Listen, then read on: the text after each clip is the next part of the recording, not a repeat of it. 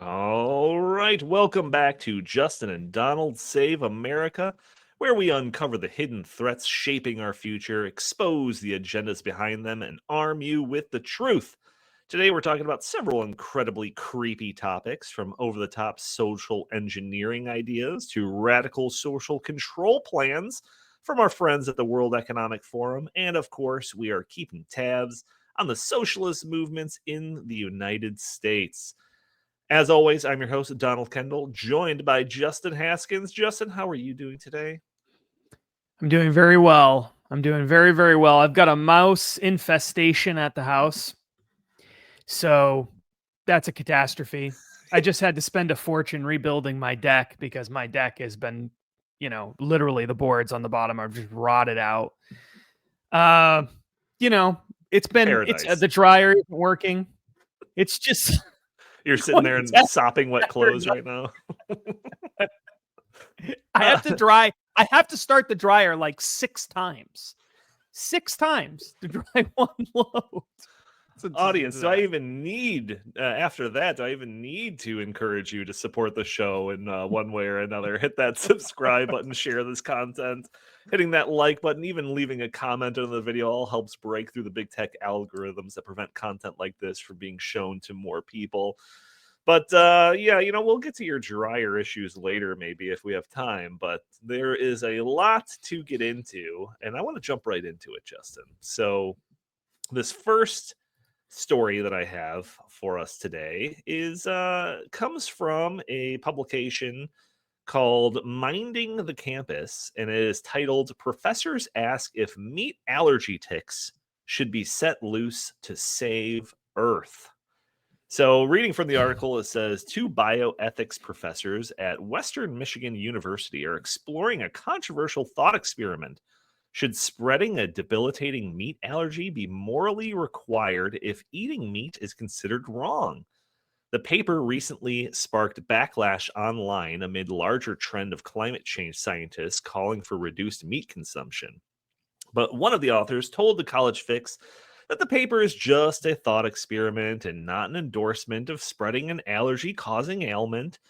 In the paper, Beneficial Blood Sucking, published in July in the journal Bioethics, Dr. Parker Crutchfield and Blake Hirth, both professors of medical ethics, considered whether the intentional spread of alpha gal syndrome, a tick borne illness that causes an allergic reaction to meat, could be justified morally.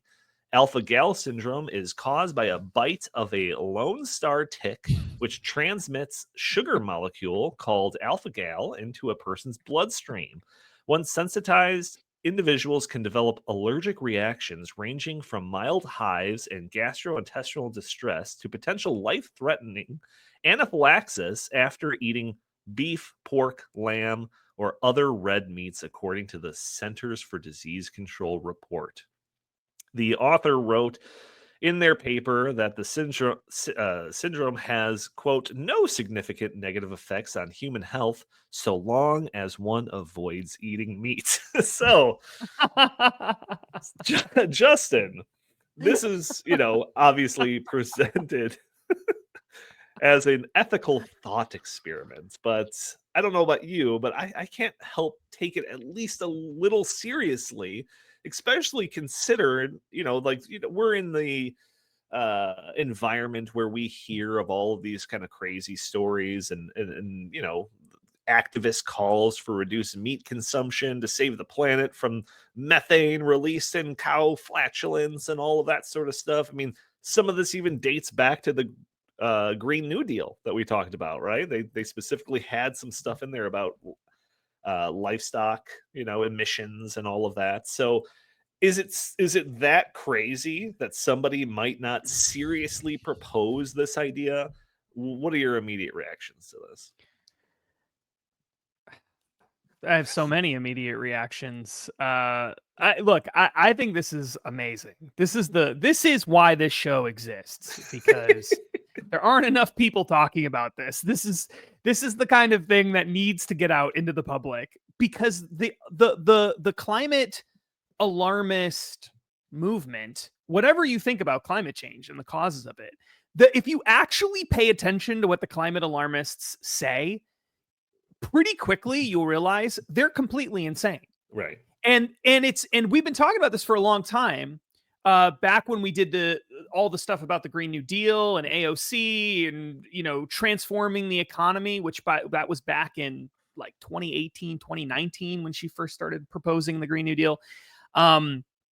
We talked about how logically there's actually a really good, solid, logical argument to make for doing almost anything in the name of saving the planet if you buy the underlying premise that the world is going to end. Right. And that they are operating. And Greta Thunberg, what was she? Is she Swedish? The Swedish teen or whatever she was. Sure. She's not a teen anymore, right? Somewhere in Europe and Scandinavia. Super annoying. But she went out there into the world. It was like the face of climate alarmism for a while. That, young girl was out there. How dare you? We need to save the planet, blah, blah, blah, blah, blah. Scolding the United Nations and European leaders for not doing enough, right? Sailing in her boat to America because she thinks flying is too dangerous to the planet. But see, she bought the underlying premise. Right. See, I never hated her as much as I hated so many other people involved in this, like Al Gore, or Bernie Sanders, total hypocrites, flying around on private jets and all this stuff. But, she is at least consistent, or at least trying to be consistent with her underlying, but because she believes the underlying premise, the world's about to end from climate change. Right. So this is right in line with that. See, so like for me, I value consistency more than even if it's insane, even if it leads to insane conclusions. I actually respect that more than hypocrites who say the world's going to end, it's an existential threat, and then they get on their private jets and fly around to 50 million rallies, and they're driving their gasoline-powered cars and all this stuff, while they're simultaneously saying we're all going to die from climate change. It's like that I don't have any respect for that. So why not? If meat consumption is a huge contributor to climate change, and the left believes it is. See, they don't believe it's a small part of it. They believe it's a big part of it, because they have this theory you mentioned earlier, the methane emissions that come from cattle and stuff like that, agricultural processes. They believe that that methane emissions, even though it's a small part of all the greenhouse gas emissions in terms of the amount of it, it's especially potent, they say, at causing climate change. So they think that it has a disproportionately large impact on causing global warming. This is what they argue. So from their perspective, they're saying, hey, if this is really bad and it's causing, it's making the world more likely to descend into a climate change, post-apocalyptic global warming hellscape, then, and all we have to do is just stop people from eating meat, but we keep telling them to stop eating meat and they won't listen to us. Right. Then why not just make it so that people get sick if they eat meat, because then they won't want to do it. And that's better than everybody dying, right? So it's like, logically, it kind of makes sense, So I don't know. Yeah. It's I love this because this is what if the left's views, if taken seriously and literally, actually are insane. People just don't take them as seriously as they should. This caught my attention because it's just like, to me, a pretty novel idea, right? I mean, we've talked a million times publicly and privately about I don't even remember what year it was. I think it was maybe 2016 or something like that. The CNN town hall, the climate change town hall. Do you remember that? Of course. It was like Marathon 8 hours long. Oh yeah. They had like 15 Democratic candidates up there talking about climate change, and they each did like 30 minutes to an hour or something like that.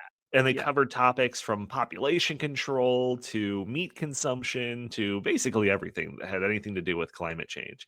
And I remember Kamala Harris was on there talking about, hey, I eat a hamburger or cheeseburger from time to time, whatever.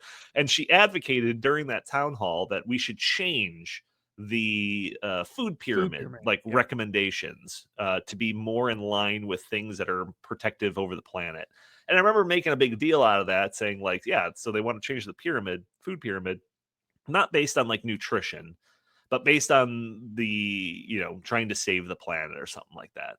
And this just like is that to another level, because you could have Kamala Harris and maybe even have a a politician that has some like charisma or whatever, trying to like get people to eat less meat, and they're going to have very limited an effect on that, influence on that.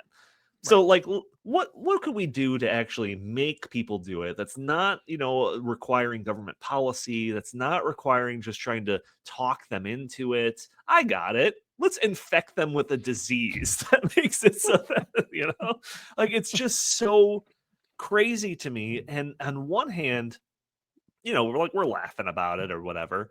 But on the other hand, like just talking about this in an academic circles, like normalize it. Does this make it a little bit more palatable to like this next generation of students that are coming out and they look at this and like, well, if the ends justify the means, then perhaps we should do something like this.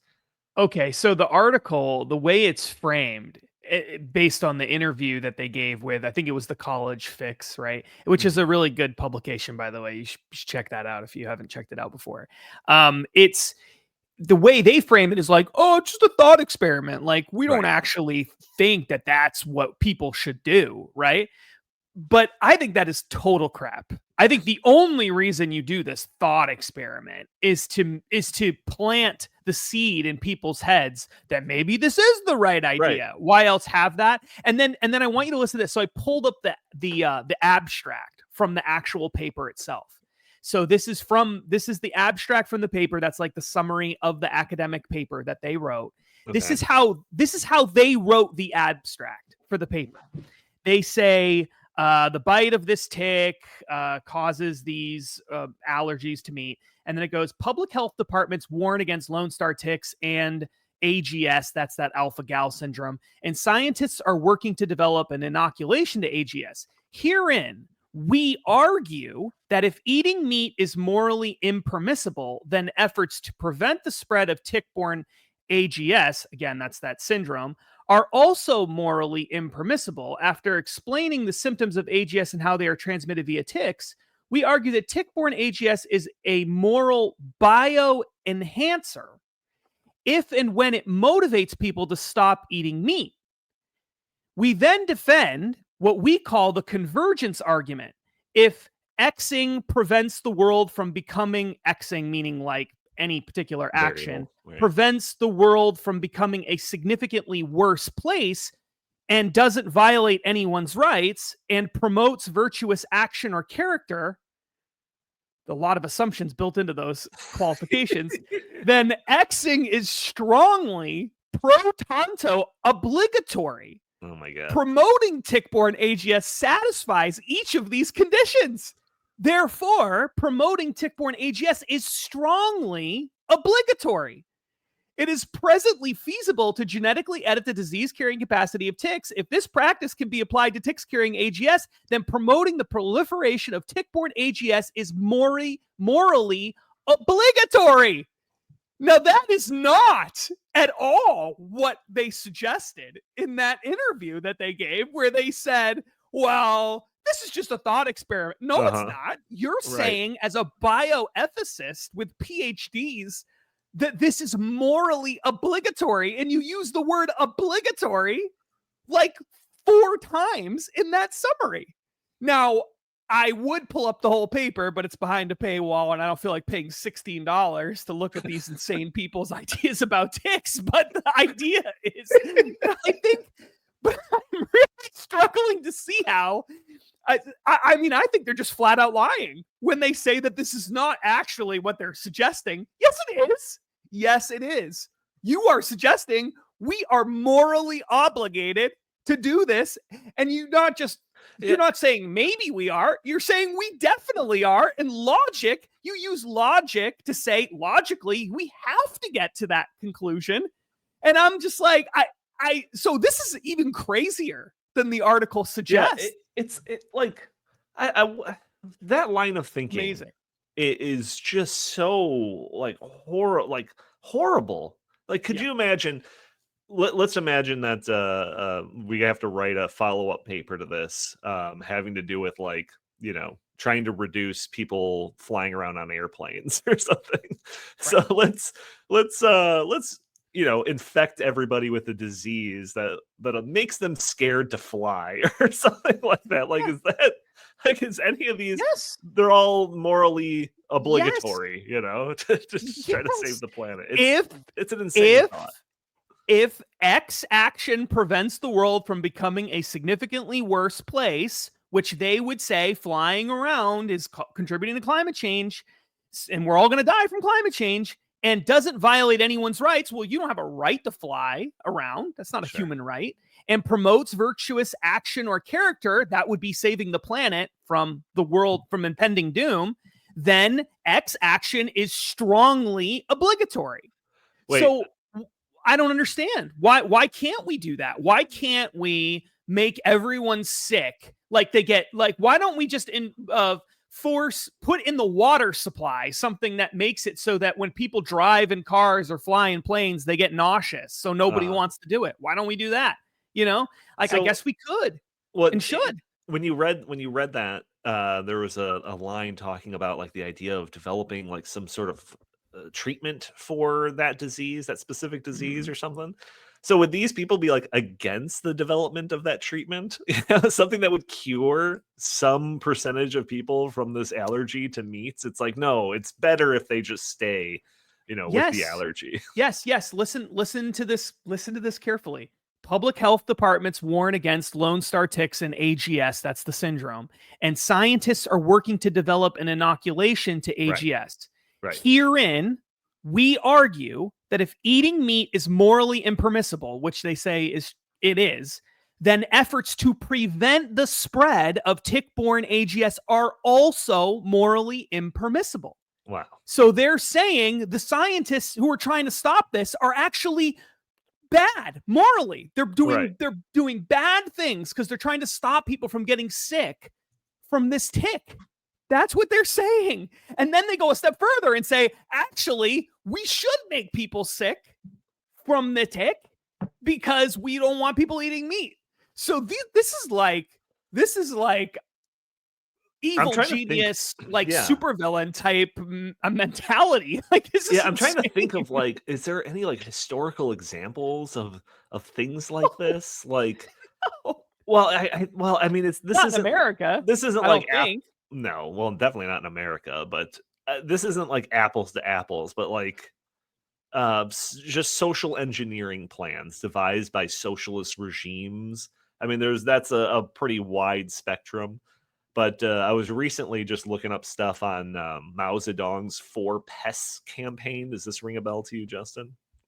It's No. similar to probably what you're going to have to do in your home with the mice or whatever. But Mao Zedong had a Four Pests campaign, which launched a mass mobilization to eradicate what was deemed the four pests. It was like rats, flies, mosquitoes or something, and birds like sparrows.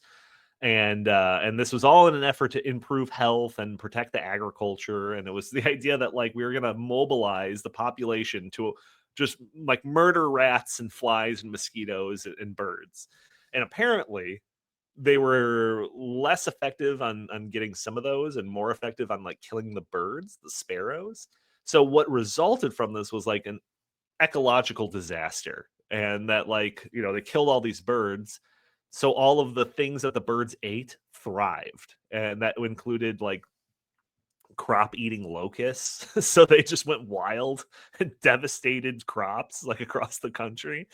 One of the contributing factors that led to the Chinese famine that killed like tens of millions of people. So there's like a little bit of social engineering, top down sort of stuff there, but I don't know. This just seems like a whole nother level. So, no, I take it back. So I said, no, not in America. And then immediately after saying that, I was reminded of a few different examples, but I'll bring up one specifically. We can target it.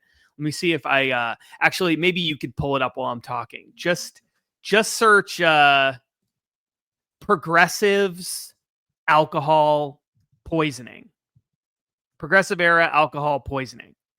So back in the progressive era, when we had prohibition in the United States, the government couldn't stop people from creating bootleg alcohol, and they were having a lot of problems with this. And so I'm pretty confident, like 95% confident, no, 98% confident that the government started selectively poisoning alcohol that they would find and allowing people to drink it and get sick and even die so that they would be afraid to drink alcohol. Like that was kind of the idea behind it. Well, so USA Today, yeah, you've just pulled up the story from USA Today. Yeah, it was a fact yeah, check, this really did happen. There's a it says here in the article, law enforcement and regulators also devised a new strategy for limiting the supply of alcohol at its source. Bootleg alcohol during Prohibition era was overwhelmingly produced from distilled industrial alcohols. Officials reasoned that by mandating toxic additives into products which would be converted into bootleg alcohol, the supply could be effectively cut before consumption. High demand for alcohol, accompanied by an unregulated black market, meant that the sales of now toxic bootleg liquors continued despite the additive poisons. Wow. So then on New Year's Day, 1927, 41 people died in New York's Bellevue Hospital from alcohol-related poisonings on one day alone. Oftentimes, they were drinking industrial methanol, otherwise known as wood alcohol, which was a legal but extremely dangerous poison. So basically, it said the federal government had required companies to denature industrial alcohol to make it undrinkable as early as 1906, but during Prohibition, it ordered them to add quinine, methyl alcohol, and other toxic chemicals as a further deterrent. So by the end of the decade, officials of the federal government adapted their strategies for enforcing Prohibition and blah, blah, blah, blah, blah. But the point, and they started cracking down on organized crime and all this stuff. But the point is, they basically poisoned people or knew that people were going to be poisoned by this action. And yet they did it anyway to deter people from drinking the alcohol. Well, from Justin, thinking it was safe. morally obligatory. They had to do that. This is for the greater good of squashing alcohol consumption across the entire country. So, and I know we have other topics to get to, but yes. I will say the key to this, because we didn't really talk about like sort of the foundational thing. Obviously, the vast majority of people who are watching this show are going to just agree on its face. This is like basically evil, borderline evil, if not totally evil. But the logic, it is important to understand the logic. It actually is a really good illustration of why a lot of people on the left, not all, but a lot of people on the left fall into these authoritarian tendencies. Mm-hmm. The logic of their argument is that if this action, any given action, prevents the world from becoming a significantly worse place, that's collectivism is what they're talking about here. Yeah. Okay. Doesn't violate anyone's rights, which even the Soviets would throw a clause like that in. But what they mean by that is different than what you and I mean by that. And promotes virtuous action or character, which of course is defined by them, not defined by any, sort of objective historical standard of morality, then you can basically justify doing whatever you want, right? So they throw in doesn't violate anyone's rights. And so that's like their safeguard for saying, well, we're not saying people's rights should be infringed or anything like that. Just like the Soviet Union would do things to that same nature. But what are people's rights specifically? Like, what is a right? Apparently not eating what I want. That's not a right, apparently, even if human beings since the dawn of time have eaten these things, that's not a right. Like, think about how insane that is to say, right? You're not talking about a drug that was just created in a laboratory, or like cocaine or something like that. You're talking about a food that human beings have always eaten, always, forever. And you're saying that's not a right. Based on what? Based on every human being on the planet up until like the last 10 years would have said that it is a right, that if they want to eat meat, they should be able to eat meat. There's probably been whole revolutions started because people weren't able to eat enough meat. So Yes. like the idea that like that doesn't constitute a right is like the perfect example of how the left thinks. It's just like free speech. Like, well, we don't, we're for free speech. Yeah, but you don't have a right to talk about things that we consider to be misinformation publicly. Mm-hmm. Well, you don't have a right to that.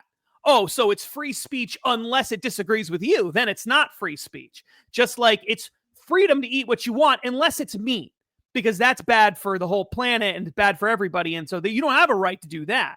And so this is how the left thinks about everything. And there's no guardrails.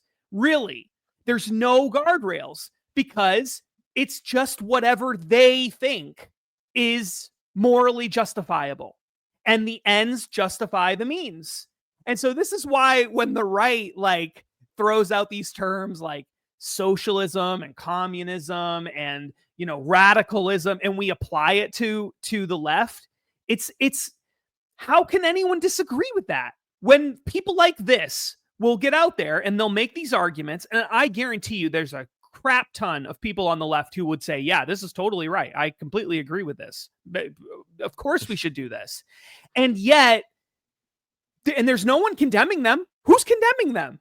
Is anybody on the left condemning these people? Are they being stripped of they're literally calling for hurting people. They're saying that this is morally obligatory to hurt people with a disease. Are they going to lose their jobs? Is there an investigation? Is there anything? No, of course not. So it just shows you there's no guardrails on the left, especially when it comes to climate change. Especially when it comes to climate change. Man, I'd have to look this stuff up, but like the idea of infecting people that would like sterilize them, I feel like those plans have been that also happened, I believe, with African Americans. There was an effort to like secretly sterilize them in certain parts of the South. I'm pretty confident that happened. Again, I don't have it in front of me and I wasn't prepared to like bring all this stuff up. Right. But I'm pretty confident there was a big scandal in the South. I want to say it was Tennessee, where they were deliberately sterilizing, I think through drinking water, African American communities, because in their crazy progressive racist view of the world, that would have been a good thing.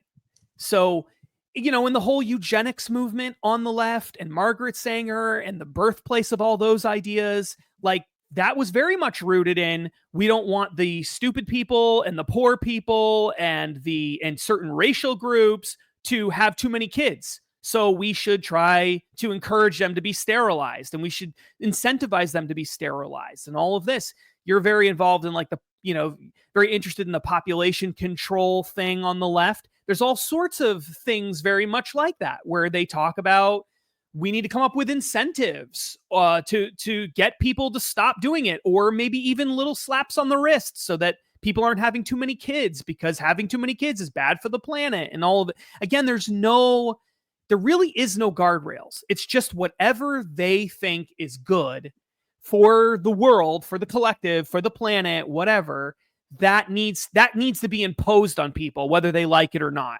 Mm-hmm. And hopefully we don't get out of control, guys. We'll try to keep a lid on it. We try not to be too authoritarian, but it's necessary. Right. And that's what they do. And then the people on the left, you know, that even will like criticize a policy from going too far. The idea is that like the policy in itself isn't necessarily bad.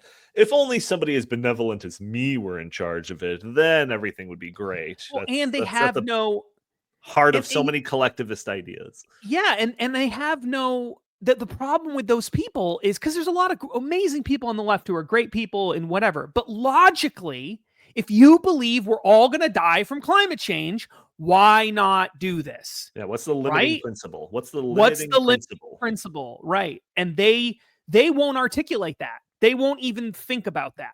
You know, they'll say it's an existential crisis, but then they'll also say, yeah, but I don't support this. It's like, well, if it's an existential crisis and we're all going to die, then why not support that? You know, what's the reason?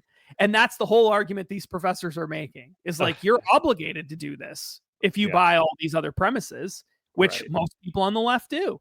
So just incredible story. I'm sure that this paper will get them invited to the next World Economic Forum conference in Davos. So they have that to look forward to.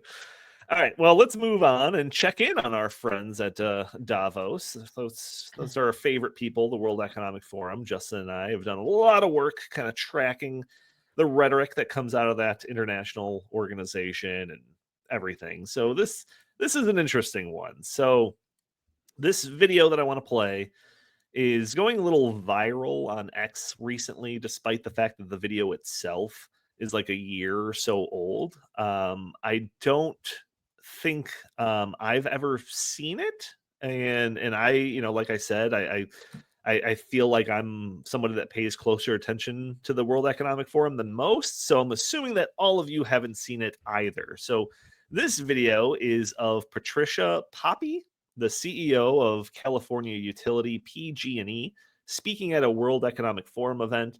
The video shows Poppe boasting about how emerging technology will soon enable, whoever's in charge, to be able to turn off your AC, override your thermostats in your house, ushering in demand management in the name of grid stability. So I want to go ahead and play this. This video is only about 1.5 minutes long. Hopefully the audio comes through. I did not check this beforehand. So Justin, give me a nod if you hear this when I hit play. But this is Patricia Poppe talking at the World Economic Forum. I don't hear it. You don't hear it? Oh, no. No, it's not on there. I think there's a quote, though, in the article that you had just pulled up.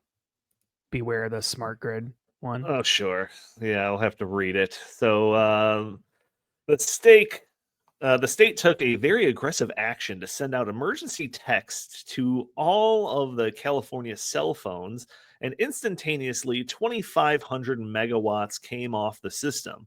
We watched that load curve drop with a straight line, which told me and reaffirmed a hypothesis that I have, that demand management with modern technology can be automated. We shouldn't have to send a text message. It worked, the host says. But you basically said, guys, switch off your air conditioning, stop boiling your kettle, no more tea. Poppe then says, it was an emergency message that said, yes, please reduce your usage. Californians responded because they're good citizens.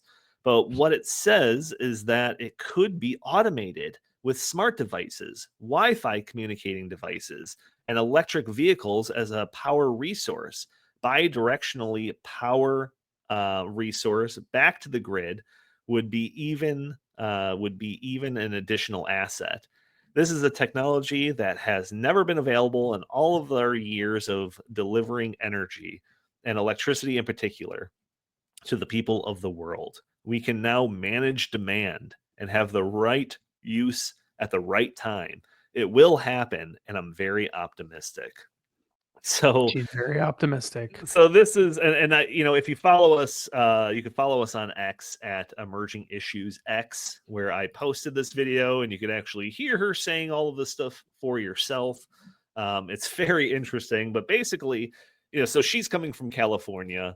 California obviously has very intermittent energy issues, or I should say energy issues based on their intermittent energy power processing, right? Power from wind and solar. Yeah. So what they have had to do, and we've talked about this on the In the Tank podcast and probably on this show as well, is they'll have to send out what they call flex alerts. And this is an alert that you would get on your phone, just like a bad weather alert or one of those Amber alerts or something like that, saying, oh, the grid is unstable. Please reduce your energy if possible. Don't charge your EV right now. Turn off your washer and dryer, whatever.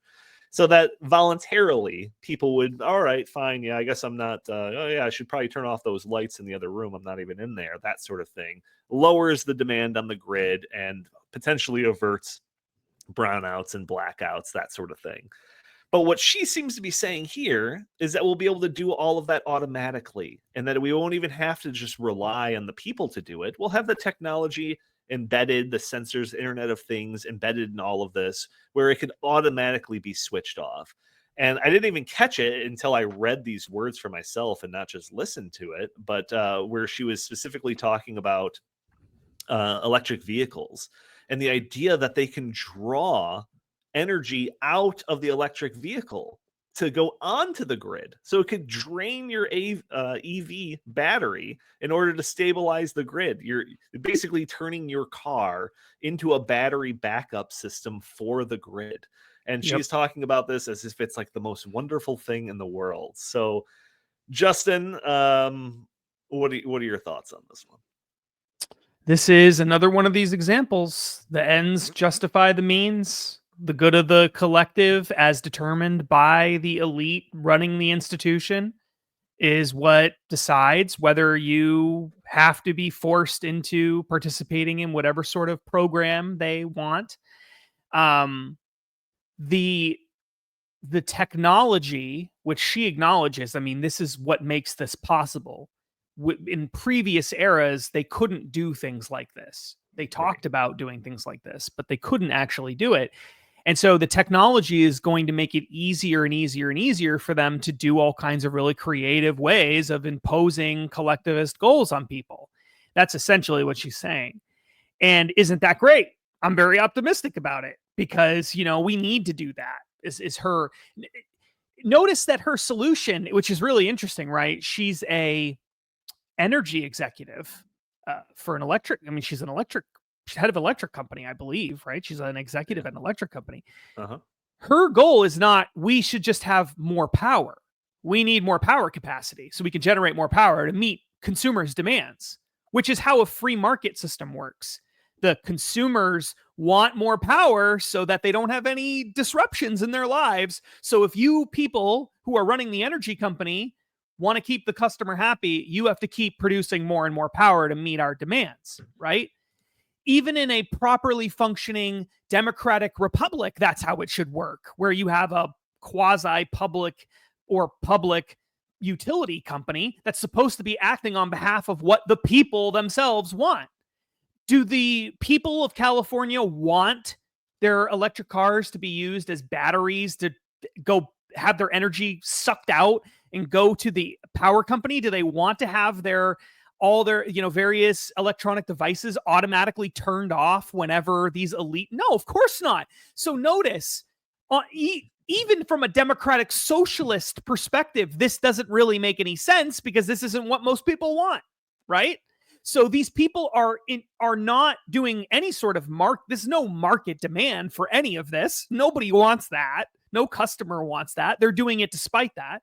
And there's no even democratic socialist principle here because the democracy, the people don't want this either from their government or whatever. So this is purely an elite. This is an elite institution talking to other elites at this conference, talking about how great it is that they're going to impose this policy on the masses who don't want it at all, and yet they're really excited and happy about it. And the only way that this could happen is with these new technological innovations that have occurred, which allow a small group of people in a centralized way to control what everyone else is doing.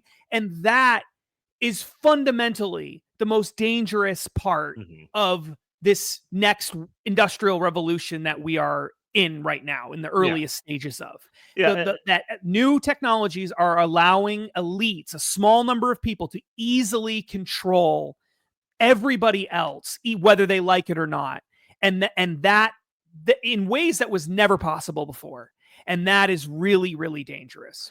Yeah, and let's also just be clear that the justification for all of this is, once again, is climate change, right? Because if there was no negative consequences of just producing more and more energy, then that would be the solution to these issues of over demand for energy. Well, let's just make more, right? So, because that's not a solution, and that's just going to hasten the demise of the planet, we have to do these sorts of things. And it's just, I don't know if it's a coincidence or what, that all of it just was the solutions to all of these things is more control over you, right? So, the California's flex alerts, we talked about that. I remember this story. I didn't have time to look this up, Justin, but it was like in Spain a few years ago. They like banned public places, bars, offices, stores from like setting their air conditioning below like 80 degrees or something along those lines.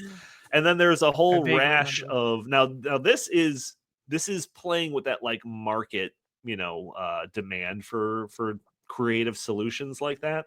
But there is a growing number of places, energy companies, whatever, that allow their consumers to opt into a program that lets them control their thermostat and to wind it down during peak demand hours, that sort of thing. I think the first story that I heard about that was in Colorado or something. But now, because I looked it up before this, there's a bunch of places. One of the more timely ones, or ones that just kind of got some headline juice, was in Queensland, Australia. More than 8,000 households enrolled in a demand response program that had their AC units remotely disabled during heat waves to relieve grid strain. And it says that some homes were affected thousands of times in a single year. There's similar stories and programs in Canada, Toronto, Canada, Texas, Michigan, a handful of other places. So most of these, like I said, you could like opt in for some incentive reason. Maybe your rates are like cut, or you get a little bonus for doing it or something like that. But now I'm seeing that there are some of these programs where that's the default, and you either have to opt out of it and maybe pay some sort of penalty or something along those lines, or maybe it's getting to the point where you can't even opt out of it, and this will just become the standard.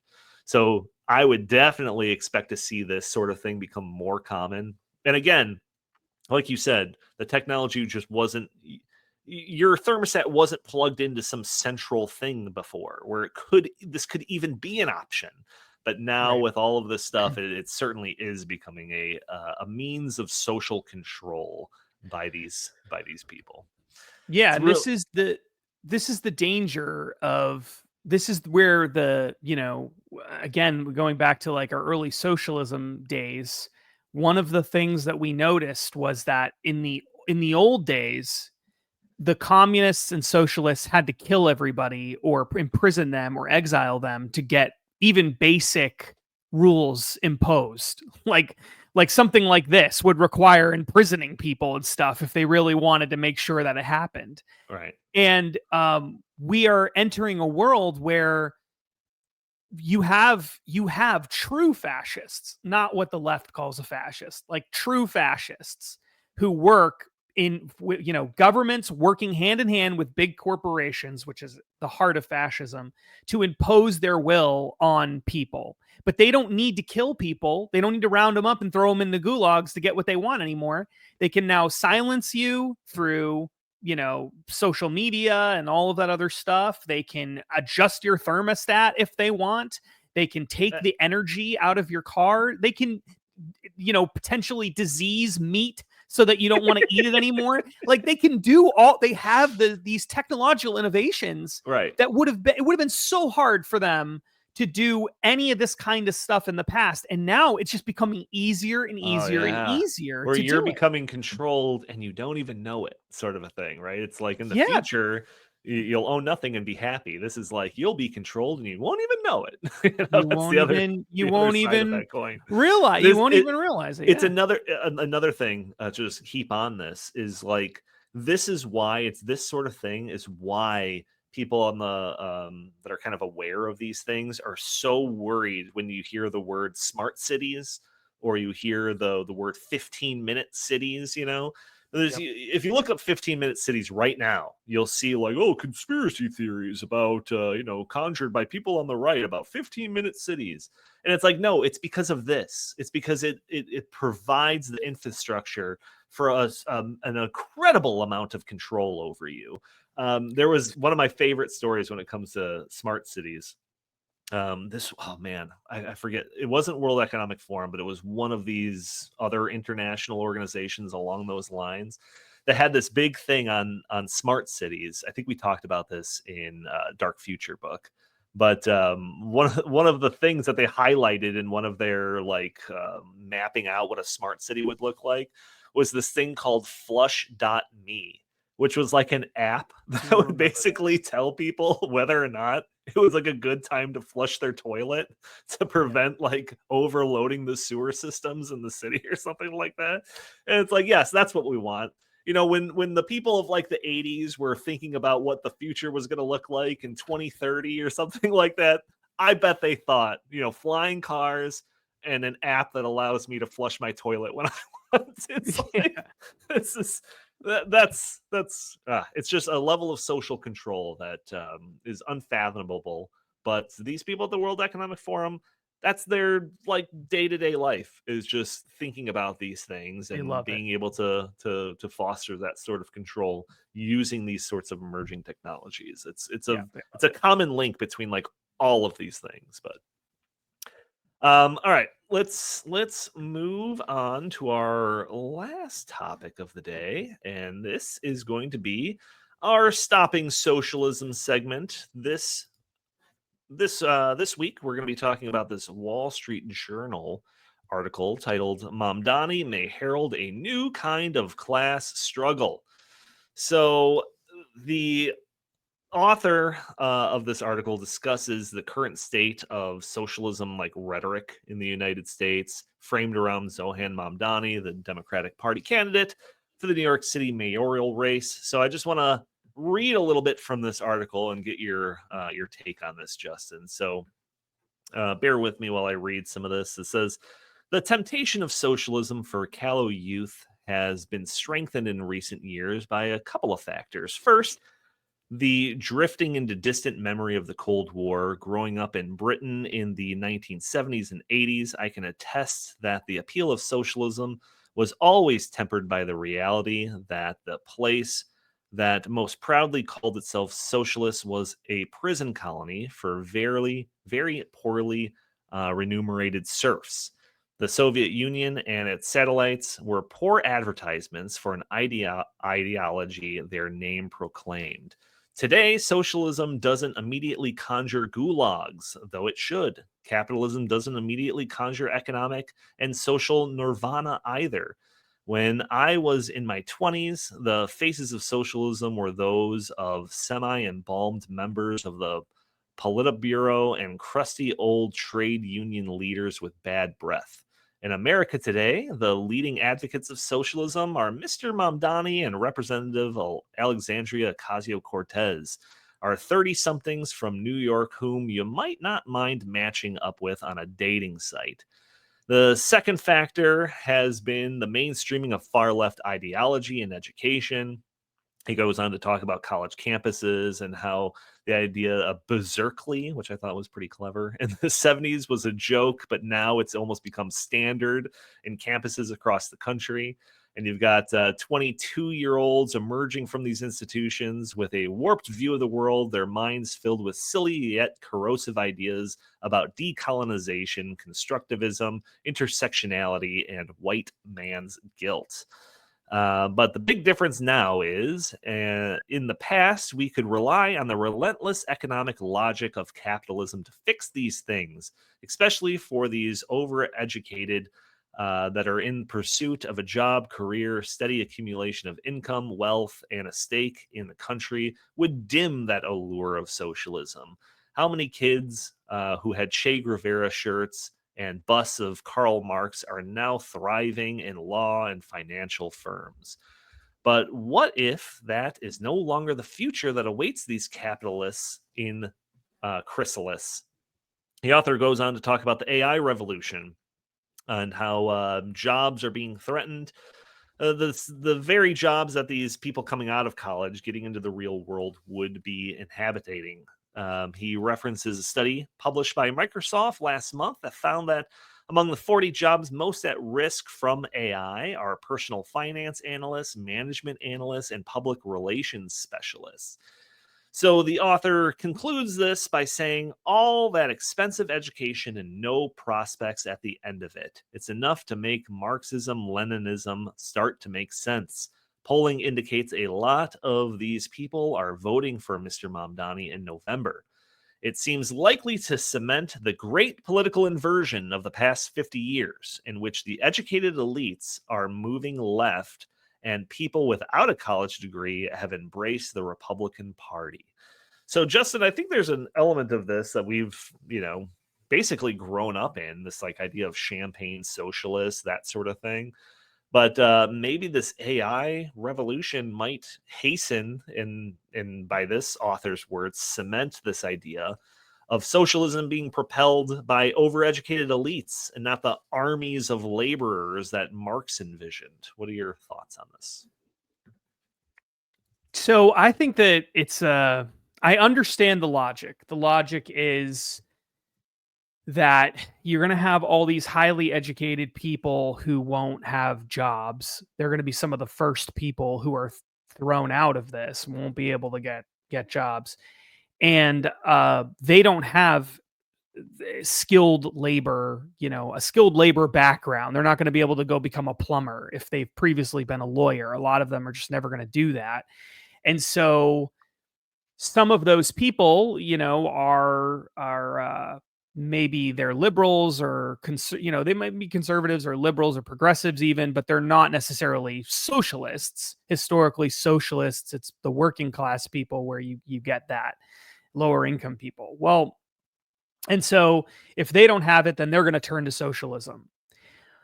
What I think is interesting about that, though, is while I could see that playing out that way, I actually think that higher educated people will probably, especially the ones who already have jobs, will probably figure out ways to leverage AI to continue working in some capacity. Not all of them. Some of them will just be eliminated. The jobs will just be eliminated or whatever. But I think they're more likely, the more educated you are, and I mean, just the more educated you are, I think the more likely it is you'll be able to figure out a way to use AI to your benefit. What I worry about is the lower income and working class people who will feel like, and young people who aren't in the workforce at all. And we're seeing those people are already having a lot of trouble getting jobs, even the college graduates, a lot of trouble getting jobs because companies aren't hiring new people. They're trying to find ways to keep existing people by having them work with AI, but they don't want to bring new people in. This is one of the things we're starting to see. So I think that younger people, even the educated ones, and working class people who are in jobs that AI can replace. So yeah, like plumbers and electricians and stuff, AI is not going to be able to replace that very easily at all.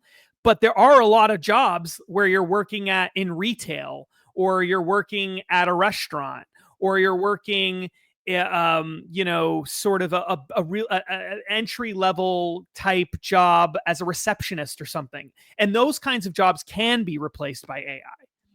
And the problem those people have is they, I think, are going to struggle to figure out a way to move up in the income ladder in a world where AI is consuming more and more of the jobs. So I guess what I'm saying is, like, the barrier to going from working class into middle class and upper middle class and being wealthy, I think is going to get larger. It's going to feel more impossible to go from recent college grad or recent high school grad to wealthy person with a house.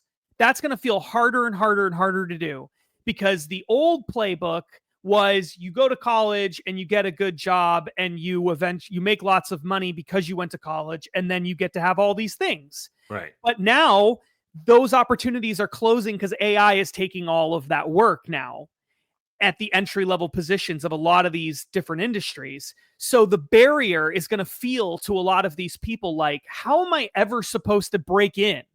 You know, whereas I think there's a lot of people who are in it right now.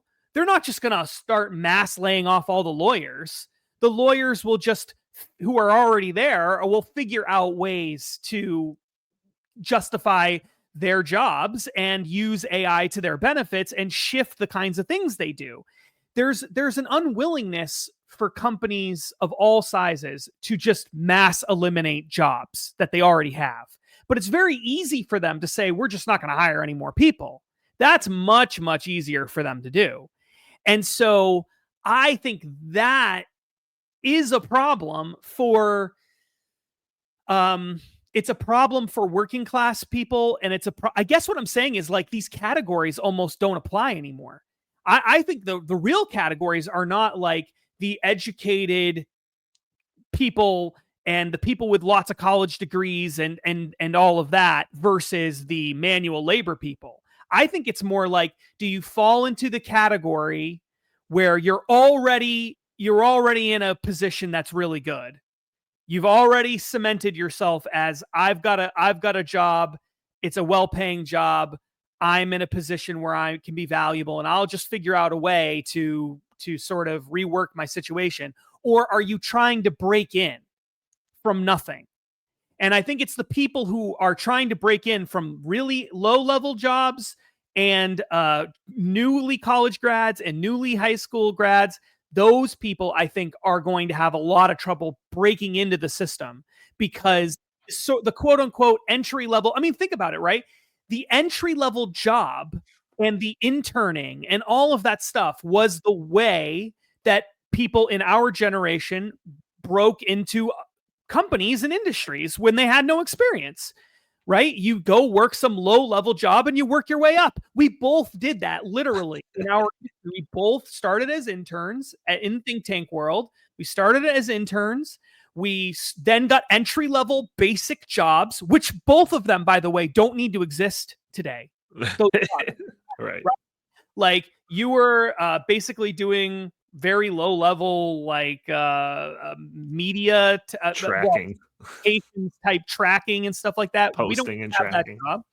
And I was doing very low level, like, editing. I was like the 5th editor down, right?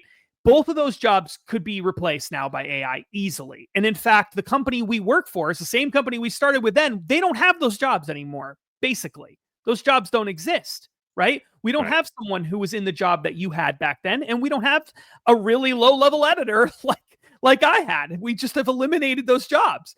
And so how would you break into that space now as, like, say, a graphic designer, which is now one of your main jobs at Heartland? How would you break into that space today when Heartland they're not going to hire another graphic designer probably, because it's now one guy who's a talented graphic designer like yourself, because of AI, can do way more graphic design work in a much shorter time. We will never need another graphic designer at the Heartland Institute. Never. And so think about how hard it would be to break into that if you were trying to get into it, right? Right. But, like, we've talked about this nation of renters concept before, and the idea, the allure of socialism to these people that feel like the deck is stacked against them. And AI, like you're describing, I think it's just like a whole nother level on top of that. I mean, we've talked about this before, Correct. even the absence of AI, where just the investment of how much money that you're spending on college versus what you're getting out of it. Back when I was in grade school, it was like, go to college and you'll make $1 million more or something like that, right?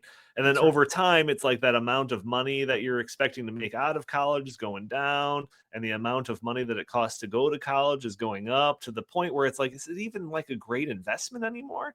And now you slap on AI and reduce the amount of prospects and jobs out the gate, all the stuff that you're describing. And it's like, has it gotten like past this now? Or I don't know, this way? Right? Where it's like all of these people coming out, like, I've got $100,000 in debt and I've got no way to possibly pay that back. Oh, That's right. what is mamdani saying over there? Yeah, I think he's right.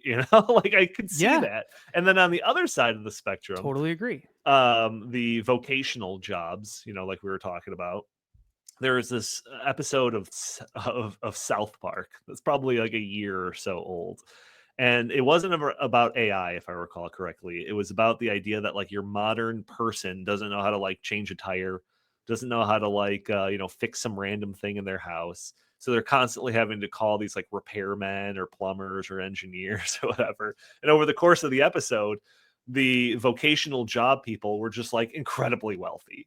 They're just walking around with just like gold chains on and driving like fancy cars and all of that, because there's just like this inversion now, where you've had generations of people told, hey, the only way that you're making a good living is if you go to college and spend $50,000 to $100,000 getting an Yes. education or all of that. And it's just like put them on a path, on a bridge to nowhere, basically. And I just wonder if now we're seeing that bridge to nowhere is actually a bridge to being radicalized by the allure of socialism. Yeah, well, I guess my point is like, I think the answer to that is yes. But I also think there's a bunch of other working class people who are going to be in the same boat. And so it's kind of like the way the article is set up, the categories are like, well, maybe the working class people are actually going to become more conservative, and AI is going to allow for that to happen in a way because AI is going to be particularly hard on these higher income, more white collar type workers. And so maybe we're going to see this reversal in how people, how these what I'm saying is that's a category problem. The guy who's a plumber, the man or woman who's a plumber, electrician, that kind of thing, right? That person is in a really good spot. But the person who's working at Kohl's at the checkout line is in a really bad spot. And so they're both what you would consider to be like working class people historically. That's how they would be categorized, right? They're working class people. But they're not white collar workers. You wouldn't say that. But what I'm saying is, even within that category, they're in totally different situations. It all depends on what kind of skilled labor job you have versus some other kind of working class job.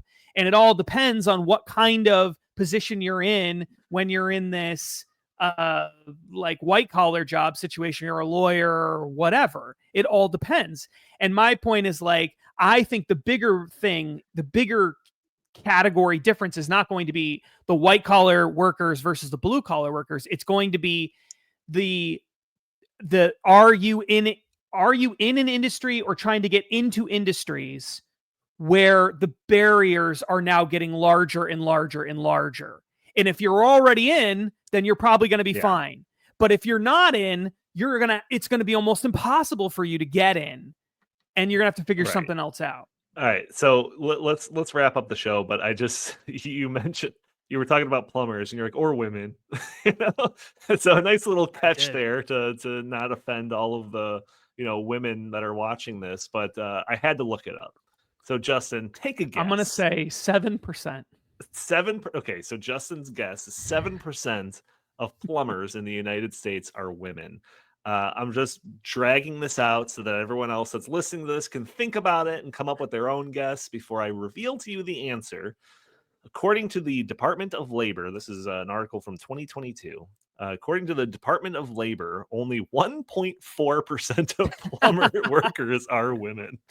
But it's not zero. It's not zero. So there are women out there. There are out there. Right. There's roughly 2%. Yes, roughly. So I'm trying to be inclusive. That's perfect. I think that's I mean, but that's, and honestly, actually, now that you point that out, what is interesting is like the gender dynamics of all of that too. Like, let's be honest, the jobs that are the blue collar jobs that are paying really well right now are jobs that are overwhelmingly occupied by men. Sure. It's the electricians and the plumbers and the welders and that kind of stuff. Wow. And what kind of skilled labor job is predominantly for women? There's not a ton. They do exist. Like, you could argue maybe nursing kind of falls into something that's sort of like that category. Education for kids, but like there's not a lot of that kind of stuff that's historically for women. It's actually benefits men more, and women are the ones who have kind of taken over more of these jobs that are like the HR and that kind of thing, which I think are going to be replaced. Yeah, more of a reason to re-embrace the nuclear family. So that's just all coming full circle, folks. All right. Well, thank you all for tuning in to this episode of Justin and Donald Save America. Tune in every week for a new episode. We're going to be bringing you stories like this. Like I said, identifying those kind of big threats to our future that might not be getting the attention that they deserve. We try to identify those and bring those front and center. These topics that we talked about today are just an example of that. So if you enjoyed the show, like I said, please subscribe, leave a review if you're listening to the audio version of this, share this content, like it, even leaving a comment under the video all helps break through those big tech algorithms and gets more eyes on this sort of content. So Justin, where can the fine people find more of your work? At Justin T. Haskins on X. You can also check out the Justin Haskins YouTube channel and go to justinhaskins.com. Fantastic. Thank you all for tuning in, and we will talk to you next week. So long.